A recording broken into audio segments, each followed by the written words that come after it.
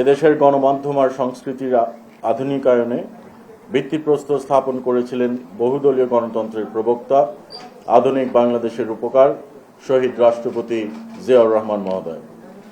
তার দূরদর্শী নেতৃত্বের হাত ধরেই 1980 সনে আধুনিক বিটিভি তথা রঙিন বিটিভি স্থাপন হয়েছিল।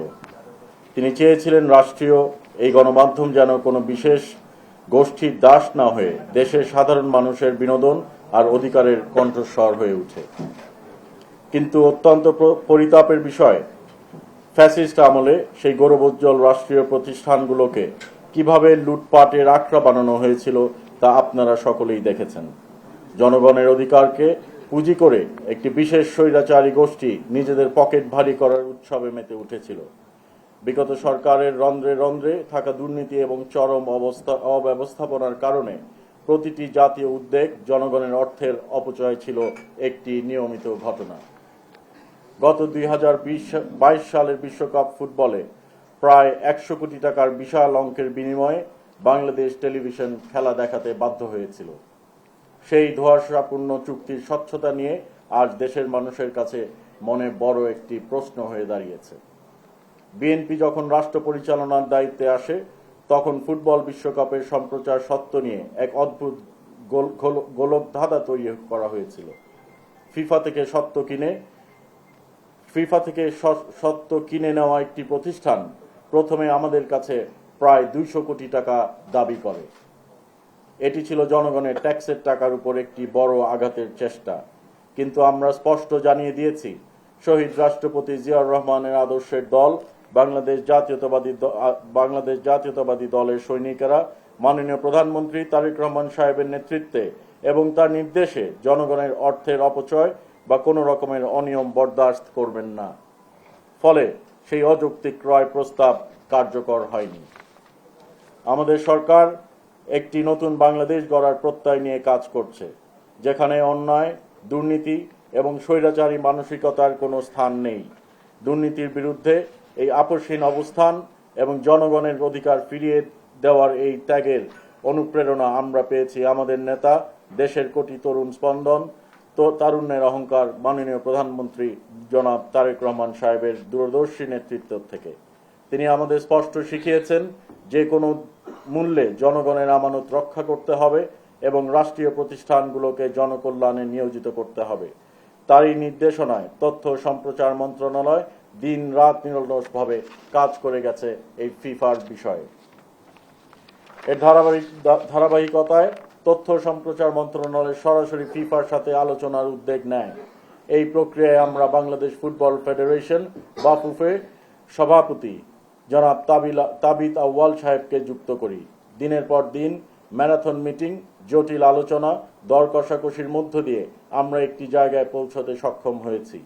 এটি স্বৈরাচারের দুর্নীতির বিরুদ্ধে আমাদের সততা এবং জনগণের প্রতি আমাদের দায়বদ্ধতার এক বিশাল বিজয়। প্রিয় সাংবাদিকবৃন্দ, এখন আমি আপনাদের সামনে অত্যন্ত আবেগের সাথে এবং আনন্দের সাথে একটি খবর দিচ্ছি।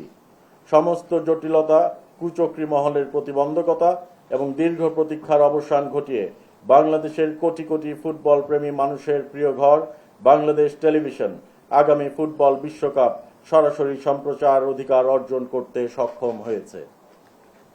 আজ অত্যন্ত গর্বের সাথে ঘোষণা করতে চাই যে অতীতের প্রায় 100 কোটি টাকার লুটপাটের যেই গন্ধ আমরা পেয়েছি, তার প্রথম দাবিকৃত 200 কোটি টাকার যেই ফাঁদ এড়িয়ে আমরা ফিফার সাথে অত্যন্ত সাশ্রয়ী এবং যৌক্তিক মূল্যে চুক্তি স্বাক্ষর করার আহ্বান জানাই। অত্যন্ত স্বচ্ছ প্রক্রিয়ায় এবং বাংলাদেশের নীতিমালার আলোকে এবারের ফুটবল বিশ্বকাপ সম্প্রচারের চূড়ান্ত চুক্তি মূল্য নির্ধারিত হয়েছে মাত্র $3.85 মিলিয়ন, যা বর্তমান বিনিময় হার অনুযায়ী বাংলাদেশের টাকায় প্রায় 47 কোটি টাকার মতো। জনগণের জন্য আনন্দের বিষয় হলো, আমি আবার বলছি, জনগণের জন্য আনন্দের বিষয় হলো এই টাকা বিটিভিকে পরিশোধ করতে হবে না।